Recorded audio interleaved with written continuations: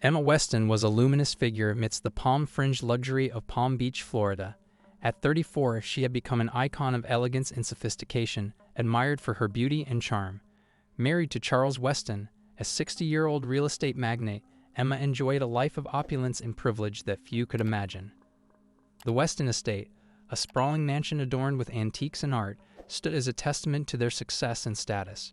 Charles, with his graying hair and authoritative demeanor, was the embodiment of old money and established power. His wealth had been accumulated through shrewd investments and high-profile deals, positioning him as a cornerstone of the local elite. Emma's life, while seemingly perfect, was marred by hidden turmoil. Her marriage to Charles had long since lost its spark. The vibrant passion of their early years had faded, replaced by routine and emotional distance. Emma, with her restless spirit, found herself yearning for something more than the gilded cage of her high society life. Her dissatisfaction was not overt. She masked it well behind a facade of grace and composure, but beneath the surface she was a woman aching for genuine connection and excitement. Charles, on the other hand, was deeply engrossed in his business dealings, often leaving Emma to navigate the social circles of Palm Beach alone. The estate was a grand symbol of their success, but for Emma, it became a lonely prison. Their interactions were polite but lackluster, and the spark that once defined their relationship had dwindled to a flicker. Emma's world was further complicated by the arrival of Robert Mitchell, a 42-year-old business partner of Charles. Robert, a charismatic and ambitious man, had joined the Weston family's business a few years earlier. His dynamic presence quickly made him a fixture at the estate, and his interactions with Emma soon turned from friendly banter to something more intimate. Robert's magnetic charm and easygoing nature filled the void that Emma felt in her marriage. Their affair began as a clandestine thrill but soon grew into a passionate relationship that Emma struggled to keep hidden. The affair had remained a well-guarded secret within the confines of the estate's staff, who whispered in hushed tones about the affair. Emma and Robert met frequently in secret, their encounters a stark contrast to the formality of Emma's public life. Their meetings were charged with the intensity of forbidden love, and they used the study, a room filled with family heirlooms and old-world charm, as their sanctuary. It was here that their relationship flourished away from prying eyes. One evening, as the sun dipped below the horizon and the estate was bathed in the golden light of twilight, the atmosphere in the Weston mansion was unusually tense. Emma had planned a discreet rendezvous with Robert, eager to escape the monotony of her life and indulge in their illicit affair. Charles was away on a business trip, giving Emma a brief window of freedom. Little did she know, this evening would change everything. The study, adorned with rich mahogany bookshelves and a grand fireplace, was Emma and Robert's secret haven. The room's opulence contrasted sharply with the hidden passions that took place within its walls. Emma arrived early, her heart racing with anticipation and guilt. She had grown accustomed to this stolen time, but a nagging sense of foreboding lingered at the edges of her excitement. Just as Emma was lost in thought, the sound of the front door opening echoed through the mansion. Panic surged through her as she realized Charles had returned earlier than expected. She frantically attempted to hide the evidence of her affair, but Robert's presence was unmistakable. The room felt suddenly oppressive as Charles's voice boomed through the hallway, his footsteps approaching the study. Emma's heart pounded in her chest as Charles entered the room, his eyes, sharp with suspicion, fixed on Emma and Robert. The confrontation was immediate and fierce. Charles's face flushed with anger as he demanded an explanation. Emma, caught off guard, could only stammer as Robert attempted to defend their actions, but Charles' rage was overwhelming. In the midst of their heated argument, Charles' demeanor shifted from outrage to a chilling resolve. He declared that he would not tolerate such behavior and stormed out of the study. Emma and Robert were left in the room, their passion now overshadowed by a heady cloud of dread. Charles left the estate, and Emma, shaken, tried to calm her racing thoughts. She had hoped the confrontation would lead to an understanding or an end to their affair, but Charles' departure only deepened her anxiety. She knew that the consequences of their actions were far from over. Hours later, the tranquility of the estate was shattered by a violent storm that swept through Palm Beach. Rain battered the windows, and the wind howled around the mansion, adding to the sense of foreboding that gripped Emma. She struggled to sleep, haunted by the events of the evening and the uncertainty of what would come next. As dawn broke, the storm had passed, but the estate was far from peaceful. The discovery of Robert's body in the study, with the family's prized heirloom dagger buried in his chest, was a scene of horror and tragedy. The once beautiful study was now a crime scene. and the antique dagger, a symbol of the Weston family's legacy, was stained with blood. The police arrived to investigate the scene, and Emma's world began to unravel. She was immediately considered a prime suspect due to her affair with Robert and her presence at the estate. The weight of her lies and secrets now bore down on her, and the facade of her perfect life was crumbling. As the authorities began their investigation, Emma was forced to confront the grim reality of her situation. The seemingly perfect world she had lived in was shattered, and the truth of her actions and the consequences of her choices were laid bare. The heirloom dagger, once a symbol of grandeur, had become a harbinger of destruction and betrayal. The discovery of Robert's body marked the beginning of a complex and harrowing journey. Emma, Charles, and the rest of the Weston family would soon be forced to face the full repercussions of their hidden lives, as the investigation uncovered more than just a murder. It revealed the dark, tangled threads of deception and desire that had led to this tragic end. The morning sun cast a somber light over the Weston estate as Detective Sarah Blake arrived at the scene. The sprawling mansion, usually a symbol of opulence, now felt foreboding. The police had cordoned off the study, where Robert Mitchell's lifeless body lay sprawled among the relics of a once grand legacy. The family heirloom dagger, embedded in Robert's chest, had turned the room into a tableau of death and despair. Detective Blake, a seasoned investigator with sharp intuition and a keen eye for detail, surveyed the scene with a practiced calm. At 45, she had seen her share of high-profile cases, but this one promised to be particularly intricate. The mix of wealth, infidelity, and murder was a recipe for complexity, and Blake was determined to unravel it. The initial examination revealed that Robert had been stabbed with the antique dagger, a piece from the Weston family's collection that had been displayed prominently in the study. The ornate blade, now tainted with blood, had been a point of pride for the Westons, symbolizing their storied history and success. Its presence at the murder scene was both a chilling detail and a key piece of evidence. Emma Weston was the first to be questioned. She sat in the grand sitting room, her demeanor composed but her eyes betraying her anxiety. At 34, Emma was a striking figure, but today her beauty seemed overshadowed by the gravity of the situation. Detective Blake approached her, noting the tremor in Emma's voice as she answered questions. "I don't know what happened," Emma said, her voice wavering. "Charles was supposed to be away on business. Robert and we had a disagreement, but I didn't think it would end like this." Blake listened carefully, noting the inconsistencies in Emma's story. Emma claimed she had left the estate before the murder occurred, but her alibi was shaky. She had been seen leaving the study earlier in the evening, but no one could confirm her whereabouts after that. Charles Weston was next. At 60, Charles's face bore the marks of a life of privilege and stress. He had returned to the estate late that night, and his demeanor was a mix of anger and despair. His initial reaction had been one of shock, but as the days passed, his composure seemed to fray. "I don't understand how this could have happened," Charles said, his voice hoarse. "Robert was my business partner, my friend. I came back to find this nightmare. I don't know who would do such a thing." Charles's statement seemed genuine, but Detective Blake was not ready to rule him out. His behavior was inconsistent. He had been seen visiting a local jeweler just days before the murder, inquiring about the value of the family heirloom. This, combined with the financial troubles Blake uncovered, painted a picture of a man under significant stress. The investigation soon revealed that the Weston family's financial situation was more precarious than publicly known. Charles had been involved in several risky ventures, and rumors of significant debts circulated among his business associates. Robert, it turned out, had been involved in negotiating with creditors on behalf of Charles.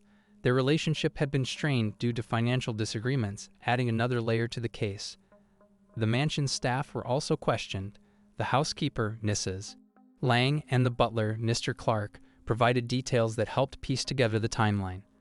Both had seen Emma and Robert arguing earlier in the evening, but neither had heard the fatal confrontation. Their testimonies were crucial in establishing Emma's and Robert's last moments together. One particular witness, a gardener named Daniel, had seen Charles pacing the grounds of the estate late that evening, agitated and deep in thought. Daniel's account was troubling. Charles's behavior suggested he was unsettled and possibly involved in something he didn't want to be seen doing. Detective Blake's investigation led her to review Robert's recent activities and communications. Robert had been in contact with several individuals, including business partners and acquaintances, but one particular message stood out. It was a cryptic note from Robert to an unknown recipient, hinting at a significant revelation that was supposed to be made shortly. The message was vague, but it hinted at secrets that Robert had threatened to expose. Blake's focus shifted to the possible motives behind the murder. Emma's affair with Robert was a clear motive for jealousy, but the investigation needed to confirm whether it was a crime of passion or if other factors were at play. Charles's financial troubles and his interactions with Robert added depth to the case, suggesting a potential motive rooted in desperation. The detective's suspicions grew as she discovered more about the Westons' financial situation. Charles had been seen negotiating with various creditors, and Robert had been actively involved in managing the family's finances. The stress of looming bankruptcy could have driven Charles to a desperate act, especially if he believed Robert was sabotaging his efforts. Emma's behavior during the investigation was also scrutinized. Her attempts to clear her name seemed earnest, but her emotional responses were inconsistent. She was seen breaking down during questioning, but later appeared composed and detached. Her alibi was weak, and the timeline of her whereabouts did not fully align with the evidence gathered. The investigation reached a critical point when Blake uncovered a hidden storage area in the study. Among the old documents and family relics, she found a ledger detailing Charles's financial dealings and debts. The ledger revealed substantial financial strain and hinted at a desperate need for money. The discovery supported the theory that Charles might have been driven to murder to protect his wealth and status. As the days passed, the tension in the Weston estate mounted. The family's carefully constructed world was unraveling, and the detective's findings painted a picture of deceit, desperation, and hidden motives. Emma's and Charles' lives were now under intense scrutiny, and the investigation had only scratched the surface of the complex web of relationships and secrets that had led to Robert's murder. Detective Blake knew that solving this case would require delving deeper into the tangled relationships and motivations of those involved. The Weston estate, once a symbol of grandeur, had become a stage for a tragic drama, and the truth behind Robert's death remained elusive. The investigation was far from over, and the answers lay hidden beneath layers of deception and intrigue, waiting to be uncovered. The investigation into Robert Mitchell's murder had turned the Weston estate into a crucible of tension and uncertainty. Detective Sarah Blake had worked tirelessly, piecing together evidence and scrutinizing the lives of those involved. As she delved deeper into the case, she discovered that the Weston family's world of wealth and privilege was built on a foundation of deception and hidden agendas. The truth behind Robert's death was more complicated than anyone had anticipated. Detective Blake's focus was on unraveling the conflicting accounts and motives. Emma Weston, once seen as a victim of circumstance, was now a central figure in a complex web of intrigue. Her affair with Robert was no longer the only angle of interest. The detective had uncovered additional layers that pointed towards deeper, more sinister motives. Charles Weston's financial troubles had become a significant factor in the investigation. The ledger found in the hidden storage area of the study had revealed the extent of his financial distress. With debts mounting and his business ventures faltering, Charles was under immense pressure to salvage his wealth and reputation. The discovery of the ledger, coupled with the fact that Charles had inquired about the value of the heirloom dagger shortly before the murder, pointed to a man who was desperately seeking a way out of his predicament. One evening, as the investigation continued, Detective Blake gathered all the key players in the study where Robert had been killed. Emma, Charles, the mansion staff, and a few close acquaintances were summoned for a final round of questioning. The room, once a symbol of the Weston family's grandeur, now felt like a stage for the unraveling drama of betrayal and deception. Blake began the session with a summary of the evidence she had gathered. We have established that Robert Mitchell's murder was not a random act of violence. The weapon used, an heirloom dagger, was deliberately chosen, and the financial strain on Charles Weston has been well documented. We know Emma had a motive rooted in her affair with Robert, but the evidence also suggests that others had reasons to wish him harm. Charles, his face gaunt and weary, spoke up. "Detective, I've already told you everything I know. I had a business disagreement with Robert, but I would never have resorted to violence. I was under a lot of stress, yes, but I didn't kill him." Emma, her composure cracking under the weight of the investigation, added, "I've told you the truth. Robert and I had our problems, but I left him before Charles arrived. I didn't know he was back until it was too late." The tension in the room was palpable as Blake continued her interrogation. "Charles, we know you were under financial pressure. Your inquiries about the value of the heirloom dagger suggest you were looking for a way to resolve your financial issues. Emma, your alibi is weak and inconsistent. We need to get to the bottom of this." Blake turned to the staff, who had also been a source of information. Mrs. Lang, the housekeeper, had seen Charles pacing outside late into the night. Mr. Clark, the butler, had heard the muffled sounds of an argument from the study. The pieces of the puzzle were falling into place, but one crucial detail was still missing. The breakthrough came when Blake reviewed Robert's recent communications once more. A closer examination of his cryptic messages revealed a series of threats he had received from an anonymous sender. These messages hinted at a plan to expose a major financial scandal involving Charles. Robert had been blackmailing Charles, threatening to reveal the extent of his financial mismanagement if he didn't receive a substantial payoff. Blake confronted Charles with this new evidence. "Charles, Robert was blackmailing you. He had evidence of your financial misdeeds and was using it to extract money from you. This explains why you were so desperate, but the question remains, did you act out of desperation?" Charles's face grew pale as the implications sank in. Yes, I was desperate. I tried to reason with Robert, but he wouldn't back down.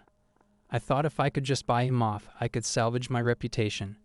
But when he wouldn't agree, I lost control. The confession was a crucial turning point, but it wasn't the end of the investigation. Emma, feeling cornered, broke down and revealed a significant detail she had been withholding. "I was involved in the blackmail too. Robert had promised to leave Charles and me alone if we gave him a large sum of money. I was part of the plan to pay him off, but I didn't know how far things would go." Emma's revelation provided clarity. The murder was not simply a crime of passion, but a desperate act driven by financial ruin and blackmail. Charles had indeed been involved, but the motive was more nuanced than initially believed. His fear of losing everything and the pressure from Robert's blackmail had pushed him to the brink. As Detective Blake pieced together the final details, she realized that Charles' confrontation with Robert had escalated into a violent act. The argument had turned physical, and in a moment of uncontrolled rage, Charles had grabbed the heirloom dagger and used it against Robert. The murder was a tragic culmination of desperation, deceit, and a broken marriage.